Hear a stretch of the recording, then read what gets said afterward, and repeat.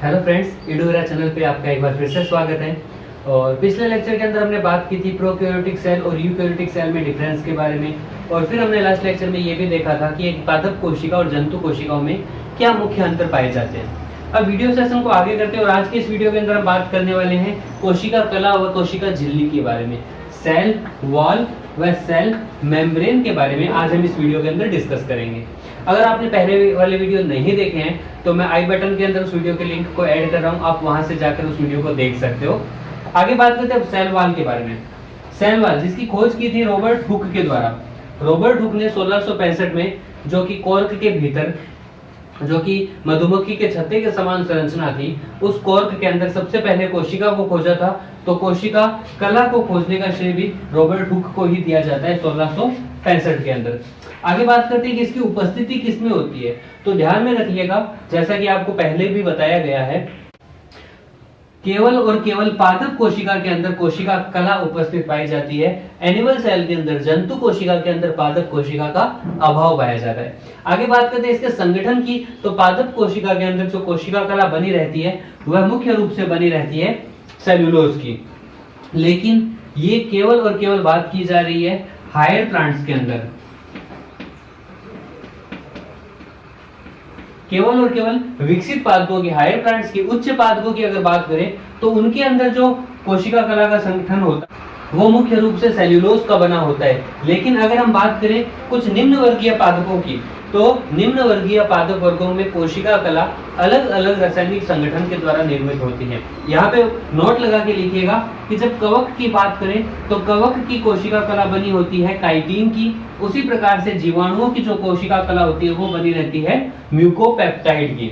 अगर उच्च वर्गीय पादपों की बात करें तो सेल्यूलोज के द्वारा, जैसे आवृत बीजी, अनावृत बीजी पादप वर्गों के अंदर सेल्यूलोज के द्वारा निर्मित कोशिका कला पाई जाती है। वहीं अगर हम बात करें कवक की, फंगस की, फंजाई की, तो उसमें काइटिन के द्वारा। वहीं अगर हम बैक्टीरिया की बात करें, जीवाणुओं की बात करें, तो इसमें म्यूकोपेप्टाइड के द्वारा बनी हुई सेल वॉल उपस्थित होती है। आगे बात करते हैं कि कोशिका कला के प्रकार। तो मुख्य रूप से कोशिका कला 3 प्रकार की होती है: primary cell wall, secondary cell wall and tertiary cell wall. प्राथमिक कोशिका कला, द्वितीयक कोशिका कला और तृतीयक कोशिका कला। अब इन तीनों कोशिका कला की प्रकृति के अंदर भी, कैरेक्टर्स के अंदर भी कुछ डिफरेंस देखने को मिलेंगे। हम सबसे पहले बात करते हैं इनकी प्रकृति के बारे में कि इनका नेचर कैसा होता है। तो जो प्राइमरी सेल वॉल होती है, प्राइमरी सेल वॉल काफी सॉफ्ट होती है, काफी कोमल होती है, लचीली होती है और वो अपारगम्य प्रकार की होती है। यहाँ पे अपारगम्यता लिग्निन के जमाव के कारण मौजूद होता है। कोशिका कला के ऊपर लिग्निन का डिपोजिशन हो जाता है, जिसके कारण उसकी जो परमिएबिलिटी होती है, उसकी जो पारगम्यता होती है, वह पारगम्यता बाधित हो जाती है। तो प्राइमरी कोशिका कला, प्राथमिक cell wall, primary cell wall कोमल, लचीली व अपारगम्य प्रकृति की होती है। जबकि जो सेकेंडरी सेल वॉल होती है, जो कि प्राइमरी सेल वॉल के नीचे उपस्थित पाई जाती है, ये सेकेंडरी सेल वॉल दृढ़ प्रकार की, सॉलिड प्रकृति की होती है। वहीं जब हम बात करें टर्सरी सेल वॉल की, तो टर्सरी सेल वॉल भी दृढ़ प्रकृति की होती है, ये भी सॉलिड नेचर की होती है। जब सेकेंडरी सेल वॉल और टर्सरी सेल वॉल का निर्माण होता है, उस समय ग्रोथ के कारण जो प्राइमरी सेल वॉल होती है वो डिकैप्चर्ड हो जाती है, वो नष्ट हो जाती है। इस कारण से सेकेंडरी ग्रोथ के पश्चात हमें प्राइमरी सेल वॉल देखने को नहीं मिलती। आगे बात करें कि जो प्राइमरी सेल वॉल का संगठन होता है, ये मुख्य रूप से सेल्यूलोज, हेमीसेल्यूलोज और पेक्टिन की बनी होती है। प्राथमिक कोशिका कला। अगर हम बात करें द्वितीयक कोशिका कला की, तो ये मुख्यतः हेमीसेल्यूलोज व पेक्टिन से मिलकर बनी होती है। वहीं अगर हम बात करें टर्सरी सेल वॉल की, तो ये मुख्य रूप से हेमीसेल्यूलोज और इसके साथ साथ जाइलोन के द्वारा मिलकर बनी होती है। अगले पॉइंट में हम बात कर रहे हैं कि जो प्राइमरी सेल वॉल है ये किसमें उपस्थित पाया जाता है। तो ये लगभग सभी पादपों के अंदर उपस्थित पाया जाता है। पादपों में प्राथमिक वृद्धि तक प्राइमरी ग्रोथ टाइम के दौरान उसमें प्राइमरी सेल वॉल उपस्थित पाई जाती है, जो कि लगभग सभी पादपों में उपस्थित होती है कंपल्सरी रूप से। फिर सेकंड पॉइंट में हम बात करें सेल वॉल की, तो जो सेकेंडरी सेल वॉल है वो सेकेंडरी सेल वॉल विभज्योतकी कोशिकाओं को छोड़ करके, जो मेरिस्टेमेटिक सेल्स होती हैं, जो विभज्योतकी कोशिकाएं होती है, उन्हें छोड़ करके बाकी सभी कोशिकाओं के अंदर सेकेंडरी सेल वॉल उपस्थित पाई जाती है। अब ये विभज्योतकी कोशिकाएं क्या है, इसके बारे में भी हम आगे वीडियो में डिस्कस करेंगे। तीसरे पॉइंट पे हम बात करते हैं टर्सरी सेल वॉल की।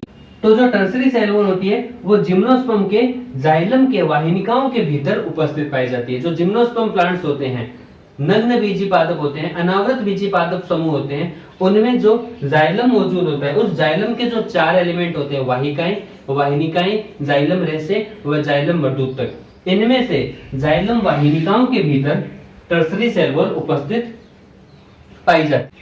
अब अगर हम बात करें सेल वॉल के कार्य के बारे में कि इस आखिर सेल वॉल का कार्य क्या होता है, तो इस कार्य के अंदर आपको बस इतना ही ध्यान रखना है कि जब ये प्लांट सेल में मौजूद रहती है तो कोशिका की संरचना व उसके आकार को उसके एक निश्चित शेप को बनाए रखने का कार्य कोशिका कला के द्वारा किया जाता है। नोट लगा के आप एक चीज को ध्यान रखेंगे, नोट लगा के एक बात लिखिए आप। पिछले लेक्चर के अंदर मैंने जिक्र किया था मिडल लेमिला के बारे में, मध्य पटलिका के बारे में। ये जो मध्य पटलिका होती है, जो मिडल लेमिला होती है, ये मिडल लेमिला क्या होती है? जो 2 निकटवर्ती कोशिकाएं होती है, इन 2 निकटवर्ती कोशिकाओं के बीच में ये जो दोनों को संपर्क बनाए रखने वाली रचना होती है, जिनके द्वारा ये दोनों कोशिकाएं अटैच्ड रहती है, यह रचना कहलाती है मिडल लेमिला। और इस मिडल लेमिला का निर्माण जब इस दोनों कोशिकाओं के अंदर विभाजन होता है, उस विभाजन के द्वारा इस मिडल लेमिला का निर्माण होता है, जिससे दोनों कोशिकाएं जो कि एक ही जनक की कोशिकाएं थी, अब 2 संतति कोशिकाओं के अंदर विभाजित हो जाती है। तो ये जो मिडल लेमिला होती है, मध्य पटलिका होती है, तो इस मध्य पटलिका का निर्माण मुख्य रूप से कैल्शियम, मैग्नीशियम व पैक्टिन के द्वारा मिलकर बना होता है। कैल्शियम, मैग्नीशियम व पैक्टेट के द्वारा मिलकर के इस मिडल लेमिला का निर्माण होता है। अब अगर बात ये की जाए कि ये जो सेल वॉल होती है, अगर इस सेल वॉल को डिसॉल्व करना हो, अगर कोशिका कला को गलाना हो, इसके कोशिकांगों को, कोशिका द्रव्य को एक्सट्रैक्ट करने के लिए जब इस कोशिका कला को डिसॉल्व करना हो तो किसकी सहायता से की जाएगी? तो यहाँ पे ध्यान में रखिएगा कि जो कोशिका कला होती है, क्योंकि वो सेल्यूलोज की बनी होती है, इस वजह से कोशिका कला को डिसॉल्व करने के लिए सेल्यूलेज एंजाइम का उपयोग किया जाता है। सेल्यूलेज एंजाइम का उपयोग कोशिका कला को डिसॉल्व करने के लिए किया जाता है। अब अगर हम बात करें कवक की, तो कवक की जो कोशिका कला होती है वो बनी होती है काइटिन की। तो इस वजह से कवक की कोशिका कला को डिसॉल्व करने के लिए जिस एंजाइम का उपयोग किया जाएगा उसे कहा जाएगा काइटिनेज एंजाइम। उसे कहा जाएगा काइटिनेज एंजाइम। आपको ध्यान में होगा कि जब एंजाइम का नामकरण किया जाता है तो वहां पे एज प्रत्यय लगा दिया जाता है। एज प्रत्यय लगा करके एंजाइम का नामकरण किया जाता है, जिस रचना के ऊपर वह कार्य कर रहा है या फिर जो कार्य में भाग ले रहा है उस आधार पर। तो इसी प्रकार से काइटिन की बनी हुई कोशिका कला को डिसॉल्व करने के लिए जिस एंजाइम का उपयोग किया जाता है उसे कहा जाता है काइटिनेज एंजाइम। और अगर हम बात करें बैक्टीरिया की, तो बैक्टीरिया के अंदर उसकी बैक्टीरियल सेल वॉल को डिसॉल्व करने के लिए जिस एंजाइम का उपयोग किया जाता है उसे कहा जाता है लाइसोजाइम एंजाइम। लाइसोजाइम एंजाइम, ठीक है। तो यहां तक हमने बात की सेल वॉल के बारे में कि सेल वॉल की खोज की थी रॉबर्ट हुक ने। इन्होंने 1965 में सेल वॉल की खोज की थी। ये केवल और केवल पादप कोशिकाओं में भीतर पाई जाती है और उच्च वर्गीय पादपों के अंदर ये बनी होती है सेल्यूलोज की। अगर हम बात करें निम्न वर्गीय पादपों में, तो यहाँ पे मोस्ट इंपोर्टेंट ये है कि कवक के अंदर इसकी कोशिका कला बनी रहती है काइटिन की। इसी तरह से बैक्टीरिया में बनी रहती है म्यूकोपेप्टाइड की। आगे हम बात कर रहे थे इसके प्रकार की, तो ये मुख्य रूप से 3 प्रकार की होती है, primary cell wall, secondary cell wall and tertiary cell wall. Primary cell wall की जो प्रकृति होती है वो होती है कोमल, लचीली, अपारगम्य प्रकार की। यहाँ पे अपारगम्यता उत्पन्न होती है लिग्निन के जमाव के कारण, जबकि जो सेकेंडरी सेल वॉल होती है ये सॉलिड नेचर की होती है। इसी तरह से टर्सरी सेल वॉल भी सॉलिड नेचर की होती है। सेकेंडरी ग्रोथ के द्वारा सेकेंडरी सेल वॉल का निर्माण होता है और इस समय तक प्राइमरी सेल वॉल नष्ट हो चुकी होती है। प्राइमरी सेल वॉल का जो संगठन होता है वो मुख्य रूप से सेल्यूलोज, हेमीसेल्यूलोज व पैक्टिन के द्वारा मिलकर बनी होती है। वहीं अगर हम बात करें सेकेंडरी सेल वॉल की, तो यह हेमीसेल्यूलोज व पैक्टिन से मिलकर बनी होती है। और इसी प्रकार से टर्सरी सेल वॉल हेमीसेल्यूलोज व जाइलोन के द्वारा मिलकर बनी होती है। प्राइमरी सेल वॉल की उपस्थिति लगभग सभी पादपों के अंदर देखने को मिलती है उसके प्राइमरी ग्रोथ के अंदर। सब सेकेंडरी सेल वॉल की बात करें तो यह विभजोत्तकी कोशिकाओं को छोड़कर शेष सभी कोशिकाओं में पाई जाती है। लेकिन जब टर्सरी सेल वॉल की बात करें तो इस पॉइंट को ध्यान में रखिएगा कि ये जिम्नोस्पर्म के जाइलम की वाहिनिकाओं के भीतर उपस्थित पाई जाती है। फिर हमने बात की कि इस कोशिका कला का जो कार्य होता है वो मुख्य रूप से कोशिका की संरचना और उसके आकार को बनाए रखने का होता है। यहाँ पे हमने मिडल लेमिला के बारे में भी कुछ पॉइंट्स के बारे में देखा। मध्य पटलिका जो कि उच्च वर्गीय पादपों में दो निकटवर्तीय कोशिकाओं के मध्य उपस्थित पाया जाता है, जिसे मिडल लेमिला कहते हैं। यह मुख्य रूप से कैल्शियम, मैग्नीशियम व पेक्टेट से मिलकर बनी होती है। फिर सेल्यूलोज से मिलकर बनी हुई कोशिका कला को डिसॉल्व करने के लिए सेल्यूलेज एंजाइम का उपयोग किया जाता है। काइटिन से मिलकर बनी हुई कोशिका कला को डिसॉल्व करने के लिए काइटिनेज एंजाइम का उपयोग किया जाता है। और इसी तरह से बैक्टीरियल सेल वॉल को डिसॉल्व करने के लिए लाइसोजाइम एंजाइम का उपयोग किया जाता है। तो अब अगले पॉइंट पे हम बात करते हैं सेल मेम्ब्रेन के बारे में। तो जैसा कि फ्रेंड्स आपको पता है कि plant cell and animal cell दोनों की कोशिकाओं के अंदर ही कोशिका कला एक कॉमन फीचर के रूप में उपस्थित पाया जाता है। ये प्लांट सेल में भी उपस्थित रहती है और इसके साथ साथ एनिमल सेल में भी उपस्थित रहती है। प्लांट सेल में ये सेकेंडरी लेयर के रूप में एंड एनिमल सेल के अंदर ये प्राइमरी लेयर के रूप में बनी रहती है, बाहरी परत के रूप में बनी रहती है। सेल मेम्ब्रेन, ये जो शब्द था सेल मेम्ब्रेन, ये प्रतिपादित किया गया था कॉर्ल नागेली व क्रेमर के द्वारा। कॉर्ल नागेली व क्रेमर ने कोशिका झिल्ली शब्द दिया था और इस कोशिका झिल्ली को एक दूसरे नाम से भी जाना जाता है, इसे प्लाज्मा झिल्ली के नाम से भी जानते हैं। तो ये जो प्लाज्मा झिल्ली शब्द है ये भी किसी ने प्रतिपादित किया था। तो ध्यान में रखिएगा कि फ्लोवर के द्वारा प्लाज्मा झिल्ली शब्द प्रतिपादित किया गया सेल मेम्ब्रेन के लिए ही। कोशिका झिल्ली को ही प्लाज्मा झिल्ली कहते हैं, यह शब्द प्रतिपादित किया गया था फ्लोवर के द्वारा। लेकिन अगर क्वेश्चन जब ये पूछे कि कोशिका झिल्ली शब्द प्रतिपादित किसने किया, तो आपका आंसर रहेगा कॉर्ल नागेली व क्रेमर के द्वारा। हो सकता है आपको ऑप्शन में क्रेमर शब्द ना दिखाई दे, केवल और केवल कॉर्ल नागेली ऑप्शन मिले, तो आपका राइट ऑप्शन रहेगा कॉर्ल नागेली। अगर हम बात करें उपस्थिति की, तो जैसा कि हमने कहा पादप व जंतु कोशिका दोनों में उपस्थित पाई जाती है। इसकी जो प्रकृति होती है ये लचीली, कोमल, पतली व चयनात्मक पारगम्य प्रकृति की होती है। सेलेक्टिव परमेबिलिटी दिखाती है, ये सेलेक्टिव परमेबिलिटी दिखाती है। कुछ विशेष रासायनिक घटकों के लिए ये परमेबिलिटी दिखाती है, जबकि कुछ घटकों के लिए परमेबिलिटी नहीं दर्शाई जाती। इस प्रकार की परमेबिलिटी को बताया जाता है चयनात्मक या फिर सेलेक्टिव परमेबिलिटी। तो इसके द्वारा चयनात्मक पारगम्यता दर्शाई जाती है। तो मुख्य रूप से यह प्रोटीन, फॉस्फोलिपिड वो कार्बोहाइड्रेट से मिलकर बनी रहती है। इसमें जो संगठन की प्रतिशतता होती है वहां पर प्रोटीन की मात्रा 58 से 59% तक, फॉस्फोलिपिड्स की मात्रा 40% तक, जबकि कार्बोहाइड्रेट्स 1 से 2% तक पाया जाता है।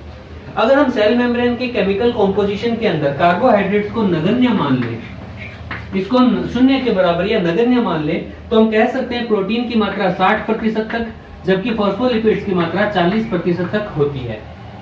अब यहाँ से एक काफी इंपॉर्टेंट क्वेश्चन आपको एग्जाम में देखने को मिल सकता है। अगर क्वेश्चन कुछ इस तरह से पूछे कि सेल मेम्ब्रेन का प्राथमिक घटक कौन सा होता है, प्राथमिक या प्रमुख रासायनिक घटक कौन सा होता है, ऑप्शन मिल जाएगा आपको प्रोटीन, फॉस्फोलिपिड, कार्बोहाइड्रेट या नन ऑफ द अबव। तो क्या आंसर करोगे आप? प्रतिशतता को देख के लगता है 60% तक प्रोटीन व 40% तक फॉस्फोलिपिड्स है, तो शायद इसका जो मुख्य यूनिट है, जो इसका मुख्य घटक है वो प्रोटीन होगा। लेकिन ये आंसर गलत है। ध्यान में रखना कि जो फॉस्फोलिपिड्स है ये फॉस्फोलिपिड्स मुख्य घटक के रूप में पाया जाता है। सेल मेम्ब्रेन का मुख्य घटक फॉस्फोलिपिड्स होता है, ना कि प्रोटीन। तो ये पॉइंट्स भी आपको ध्यान में रखना है। अब आगे अगर हम बात करें तो सेल मेम्ब्रेन की जो केमिकल कॉम्पोजिशन होती है, इसकी जो स्ट्रक्चर होती है, इसकी संरचना को समझाने के लिए अलग अलग टाइम पर अलग अलग मॉडल्स प्रतिपादित किए गए, जिसके अंदर पहले हम बात कर रहे हैं लिपोइडल मॉडल के बारे में। जो लिपोइडल मॉडल है वो ओवर्टन के द्वारा प्रतिपादित किया गया था। सेकंड पॉइंट पे हम बात कर रहे हैं सैंडविच मॉडल, जो कि काफी इंपॉर्टेंट है। सैंडविच मॉडल ये प्रतिपादित किया गया था डैनियल व डेविसन के द्वारा। डैनियल व डेविसन ने सैंडविच मॉडल सेल मेम्ब्रेन के लिए प्रतिपादित किया था। इसके बाद हम बात करते हैं काफी इंपॉर्टेंट पॉइंट, इकाई कला मॉडल, जिसे यूनिट मेम्ब्रेन मॉडल कहा जाता है। यूनिट मेम्ब्रेन मॉडल, इकाई कला मॉडल, ये प्रतिपादित किया गया था रॉबर्टसन के द्वारा। और लास्ट पॉइंट में हम बात करते हैं तरल मोज़ेक मॉडल। तरल मोज़ेक मॉडल, इसे फ्लूइड मोज़ेक मॉडल के नाम से भी जाना जाता है, इसे गुलाब जामुन मॉडल के नाम से भी जाना जाता है। किसी भी तरह से क्वेश्चन आ सकता है, तरल मोजेक मॉडल किसने दिया, या फिर फ्लूइड मोजेक मॉडल किसने दिया, या फिर गुलाब जामुन मॉडल किसने दिया, तो आपका जो आंसर निकल के आएगा वो निकल के आएगा सिंगर व निकोलसन के द्वारा। सिंगर व निकोलसन के द्वारा तरल मोजेक मॉडल प्रतिपादित किया गया था। अब ये मॉडल क्या है, किस तरह की सेल मेम्ब्रेन की संरचना पाई जाती है, जो प्रोटीन व फॉस्फोलिपिड्स है इनका अरेंजमेंट किस प्रकार से होता है, इन सब पॉइंट्स के बारे में हम डिस्कस करेंगे अगले वीडियो के अंदर। इस वीडियो के अंदर बस इतना ही। आज हमने इस वीडियो के अंदर डिस्कस किया सेल वॉल व सेल मेम्ब्रेन के बारे में। अगर आपको वीडियो पसंद आया तो वीडियो को लाइक करें, अगर चैनल पे पहली बार आए तो चैनल को सब्सक्राइब करें। Thank you.